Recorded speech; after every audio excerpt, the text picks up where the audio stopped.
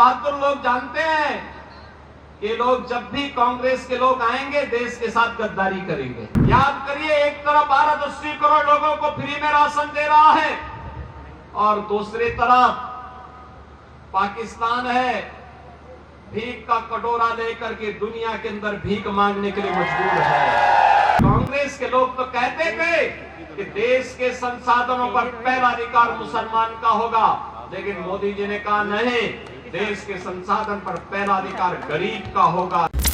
इस विधानसभा क्षेत्र के वासियों को, खासतौर पर भवानी खेड़ा और इस गांव खड़क को इस बात के लिए अभिनंदन करूंगा कि इन्होंने कांग्रेस का खाता खोलने ही नहीं दिया, कभी नहीं खोलने दिया, क्योंकि यहां के बहादुर लोग जानते हैं कि लोग जब भी कांग्रेस के लोग आएंगे देश के साथ गद्दारी करेंगे। इन्होंने अपने राजनीतिक स्वार्थ के लिए देश का विभाजन किया, देश के अंदर हिंदू मानबिंदुओं के साथ खिलवाड़ किया, तुष्टीकरण की हदों को पार किया, विकास के नाम पर केवल अपने घर को भरते रहे और भारत की संस्कृति को, भारत की परंपरा को पोषने के सिवाय भारतवासियों को इन्होंने कोई भी ऐसा क्षण उपलब्ध कराने के लिए कभी प्रयास नहीं किया जिस पर हर भारतवासी गौरव के साथ आगे बढ़ सके। बहनों और भाइयों, आपने 10 वर्ष के अंदर हरियाणा के अंदर देखा होगा, डबल इंजन सरकार के कारण आज यहां पे कनेक्टिविटी बेहतर हुई है, अच्छी सड़कें बन रही हैं, चाहे वह रोड कनेक्टिविटी हो, एयर कनेक्टिविटी हो, IIT, IIM, AIIMS, one district one medical college के निर्माण का कार्य हो, या फिर विकास के साथ साथ हर घर नल की योजना हो, या फिर गरीब कल्याणकारी योजनाओं का कार्य। अगर इन कांग्रेसियों ने ही विकास का कार्य किया होता, गरीबों का कल्याण किया होता, उनके उत्थान के लिए कोई कार्य किया होता, तो मोदी जी को कोरोना कालखंड से अब तक 80 करोड़ लोगों को फ्री में राशन की सुविधा नहीं देनी होती। 80 करोड़ लोग फ्री में राशन की सुविधा प्राप्त कर रहे हैं। याद करिए, एक तरफ भारत 80 करोड़ लोगों को फ्री में राशन दे रहा है और दूसरी तरफ पाकिस्तान है भीख का कटोरा लेकर के दुनिया के अंदर भीख मांगने के लिए मजबूर है।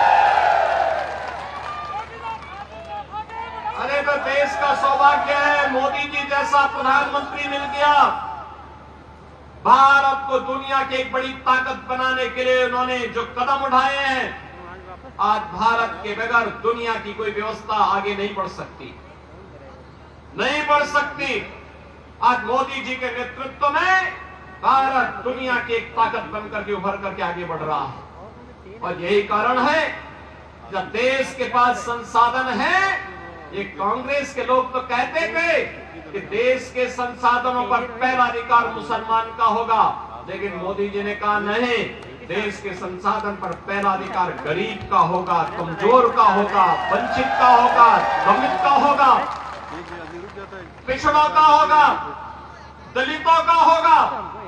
समाज के प्रत्येक तबके को विकास की योजना का लाभ दिया जाएगा और 80 करोड़ लोगों को फ्री में राशन, 60 करोड़ लोगों को 5 लाख रुपए की आयुष्मान भारत की सुविधा, 12 करोड़ किसानों को किसान सम्मान निधि, 12 करोड़ गरीबों के घर में शौचालय, 10 करोड़ गरीबों के घर में उज्ज्वला योजना के कनेक्शन और 4 करोड़ गरीबों के घर बनकर के तैयार हो गए हैं। उन गरीबों को उपलब्ध करवाया है और कहीं भी मोदी जी ने ये नहीं कहा कि ये मैंने किया।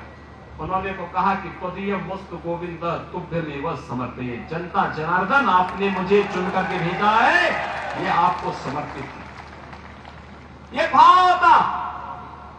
एक तरफ मोदी जी देश को बना रहे हैं और दूसरी तरफ 60-65 वर्षों तक शासन करने वाली कांग्रेस जब भी इन्हें अवसर मिला इन्होंने देश को लूट करके दुनिया के अंदर उस पैसे को कभी स्विच बैंक में पहुंचाने का काम किया और कभी